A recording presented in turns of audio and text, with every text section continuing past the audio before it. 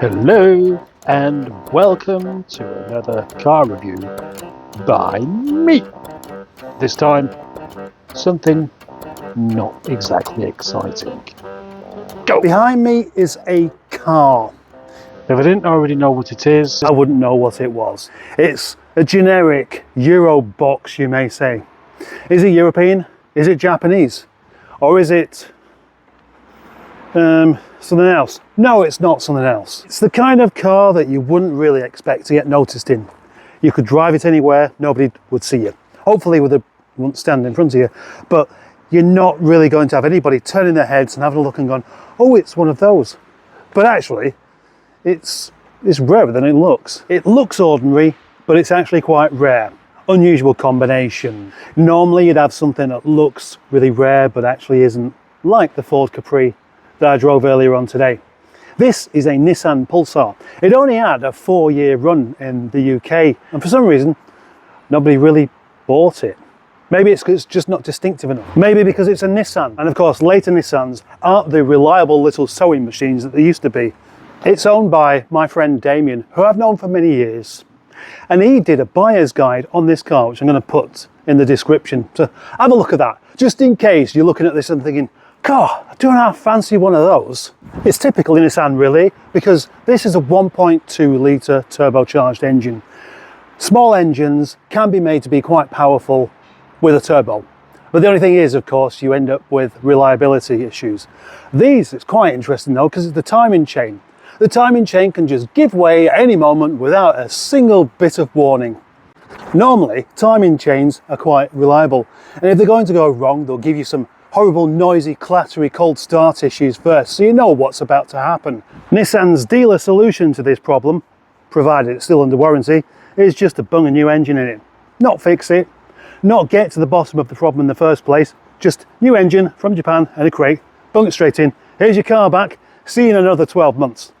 Normally with any kind of car review I do, I like to talk about the style, detail in the aesthetics. But with this there aren't really any, so it's not a lot of point. I mean, it doesn't look horrible or anything. It's just, I'm afraid it's just a bit generic really, that's it. And that's why you need to see the badge to know what it is. And because it is a car that you don't even see on the roads that often, it's just never really, well, that's odd. The fuel filler flap's kind of asymmetrical. You may have found there a couple of times that I just drifted off mid-sentence. That's probably going to happen quite a lot. But anyway, let's have a look at the engine. A good test of design is to see how quickly you can figure out how to open the bonnet. So you look under here. Oh, there we go. Right, that's in the right place at least. What about the actual opening of this? Will it be straightforward? Or will I... Oh, there it is. Right. Oh, no gas strut. So you got to look for that. Where is it? Oh, there it is. That's where you put that. Now look at this. The 1.2 litre engine with no cover on it. Why is the cover missing? Apparently they didn't bother putting one on. The battery looks way too big for the car. Maybe it's got a stop-start thingy. And it's worthwhile remembering that this is a Renault engine. Now, I don't think that's such a bad thing. I think Renault makes some nice engines, but they only ever really seem to work in Renaults. Take the Volvo 240. 340. That was a car that was built properly, but the engine would let it down because it was a Renault engine. Now, Nissan, known for being one of the most reliable, durable cars you can get, had problems because of the Renault engines. Whilst Renault don't seem to have that problem. Weird. Must remember though, out of all of the Japanese car manufacturers, Honda, Mazda, Toyota, etc., Nissan were the budget brand, weren't they? Now let's say something nice about this car. It shares the same chassis as the X-Trail and the Cash Cow, which means that it's actually quite big. Although the car dimensionally looks like it's small, looks like it might be just based on a Renault Clio, which would make sense, it isn't. It can't be, because look at this. If I climb into the back of this, where the seats are set at full man position. The owner of this car himself is 6'5". I've got loads and loads of rear legroom. That's not what you'd expect. This C-pillar, ever so slightly intrusive being there, but the roof is a good 2 inches away from my head, and the seat is actually quite comfortable. So well done for that. What about the boot then? Is the boot compromised in order to make space for the rear? No, it's not. It's not particularly long, but it is very deep. The all-important door shut sound. Open, flab, flabby. Mind you, the window's down. What about the rear? It's kind of the same. They just don't do nice door shut sounds on cars these days. What about the interior? The interior is all kind of, say it's a reflection of the exterior. It doesn't shout anything, but it does look like it's quite functional and decent quality. So what we have, leather-bound steering wheel, controls on the wheel, 6-speed box, traditional handbrake, and what appear to be nice materials. It looks all very nicely put together indeed. With that, this car isn't really making me think anything. It's this overall styling doesn't make me think anything. The engine doesn't make me think anything. The interior doesn't really make me think anything. But how will it drive? Will that make me think something?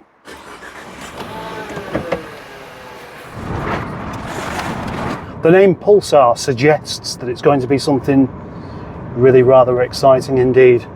And I can confirm that that is not really true. It is what you would expect though, which is just, everything's just so easy. The gear change is easy, the steering is easy, everything is just easy. It's so easy that there's nothing really to talk about. Oh, hang on though. The gear change is predictably easy enough, but it has ever so slightly notchiness to it. The driver's seat is creaking. The steering is slightly overly assisted. Great for parking, of course, but it just doesn't need to be as light as this. It really doesn't. Or as creaky. Why is it so creaky? That's astonishingly creaky. What a terrible thing. Let's not forget though, this is a turbocharged engine. Turbo! A 1.2 turbo. It's not much.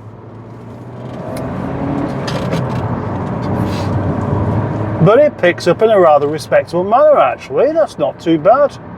Oh, I didn't thrash it then. I just set off, put my foot down and off it went. Now this engine would be great in a small car. I mean a car that's actually small rather than one that just looks small, because it isn't actually small, it just looks it. That's how cars are becoming, isn't it? They look small from a distance, and then you park them next to a car that used to be big and they look huge, look out of proportion. I'm always taken back to the memories of being a child and being so disappointed by my toy car collection, because they never bothered with this 1/43 scale thingy like they do with model cars. It was just whatever really fits in the box. So everything just didn't look right together. You couldn't have a serious game of playing with cars when, you know, in the 70s. But I don't think you could do now, because if you had all of these cars as 1/43 scale models and tried to play with them as an 8-year-old, you'd think, no, that can't be right. This can't be that big. That can't be that small. On top of all this though, I've got to say that this is a very easy car to drive. Why wouldn't it be an easy car to drive? The steering wheel feels like it's just a little bit up here. It's almost like it's suitable for people who are used to riding a horse, or one of those chopper motorbikes or chopper push bikes. And that means that as you steer it, it almost feels like it's just a bit wrong, but the actual input is correct. And what it has here, it has all the creature comforts as you would expect: electric windows, electric mirrors, air con, a satellite navigation unit that's right in front of me, in quite a nice place actually, come to think of it. The steering wheel full of buttons, ensuring that you're not short of something to press should you want to do. Oh, what are you doing, mate? Wow, that was an exceedingly aggressive move. Here's the reputation for these kind of Japanese cars. Unfortunately, I didn't get that on camera, but he just sort of cut in front of me because I wasn't going quickly enough. And I wasn't going quickly enough because I've got this learner car in front of me. Look at the way he's going about that there. That's a terrible way of driving, mister. Oh, that's bad. I bet that car's full of dents. And if it isn't, it soon will be. But that's the nature of cars like this. They are just cars. They're driven as cars. They're driven as things to take to the supermarket and small families on holiday and come back with some stuff that you don't need. That's why it has a big boot. I don't know if it's a characteristic of this individual car or the actual Nissan Pulsar or even the chassis, but I don't honestly like the steering. I don't think it's just because the steering wheel's too high up, but it doesn't feel that accurate. Although it's smooth, it's easy to operate, but it's operating into something that I wasn't quite asking it to do, and I don't think that's a good sign. So there we go, there's a criticism for you. Everything else was fine though. I mean, it's definitely the kind of car you could just drive around and live with and not really care about.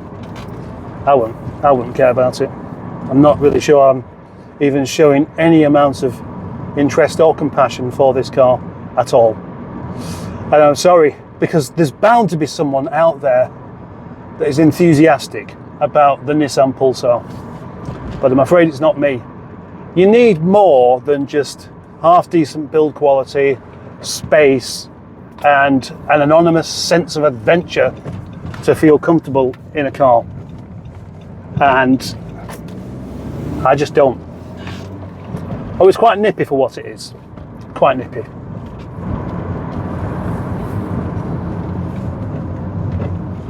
On many occasions, I will drive somebody else's car and I will just love it. And I'll just want to carry on driving it.